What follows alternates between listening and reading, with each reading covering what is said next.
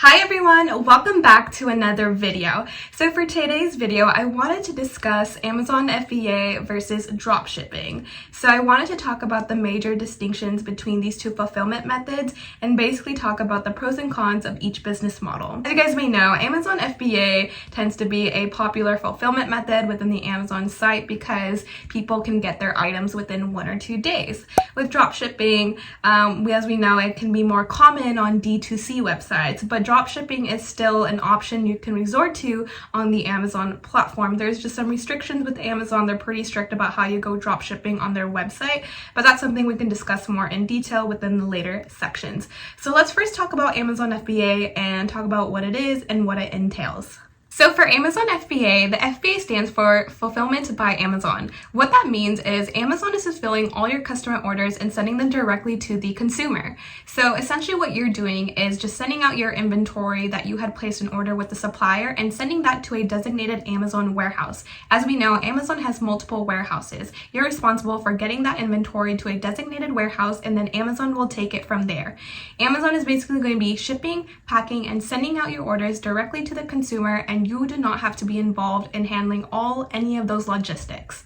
That's what makes life easier, and this is such a popular business model because customers are able to get their item in 1 or 2 days. Now that we have a better understanding of what Amazon FBA is, let's take a look at the pros and cons of this fulfillment method.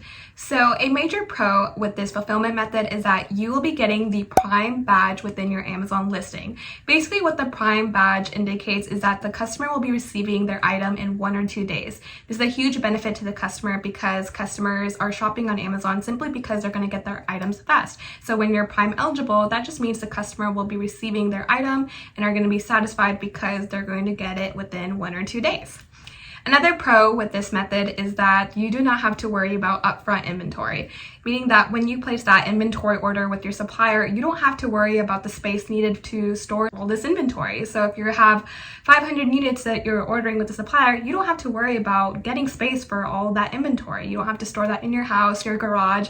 Amazon will store all those items for you within their own warehouses. That's a huge benefit with the FBA business model. And another pro with this fulfillment method is that Amazon will handle the customer service aspect of your business. So meaning that if a customer is missing their order, or if an item arrived damaged, or just something happened to the order, Amazon will attend to those issues. You do not have to worry about handling all the customer service aspect of your business. You can simply invest that time into growing your business, such as the marketing or even the SEO, simply because Amazon will take care of that.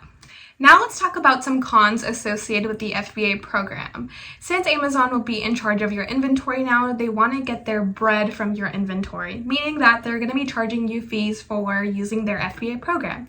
So these fees include the referral fee. So the referral fee tends to be 15%, and that just simply means that Amazon is charging you this fee for using their platform.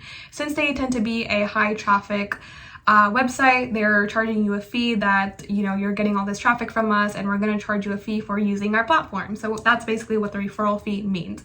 And then the second fee is the FBA fees. So now that Amazon is shipping and packing your item and sending that directly to the customer, they're going to charge you for this service. And they're also going to charge you for, storing the item within their warehouse, since you do not have to worry about space.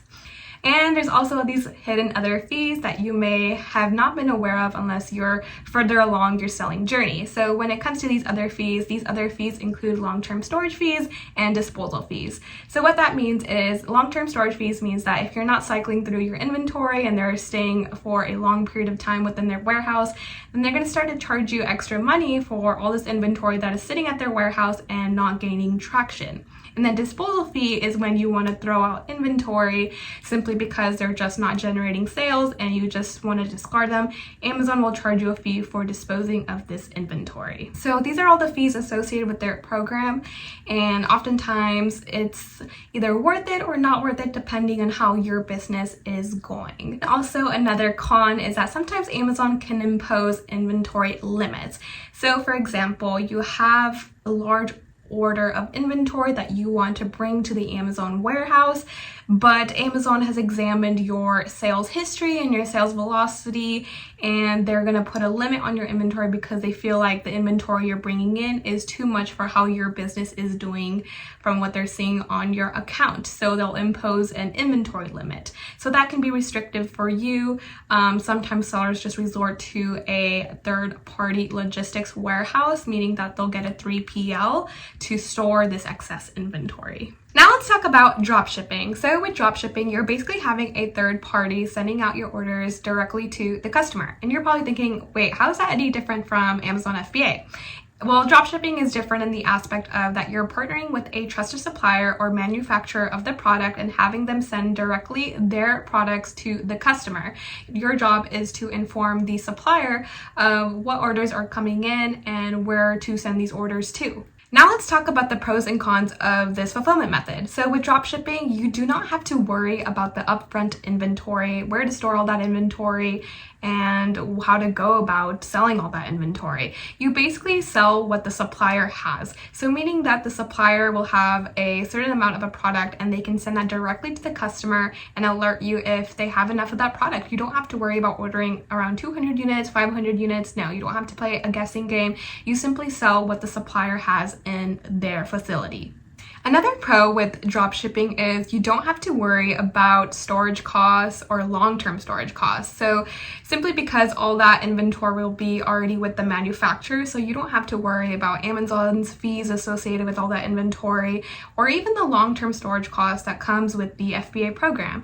You simply have all that inventory within the supplier's warehouse and you're basically just sending out those orders to the supplier and they can have them ship them directly to the consumer.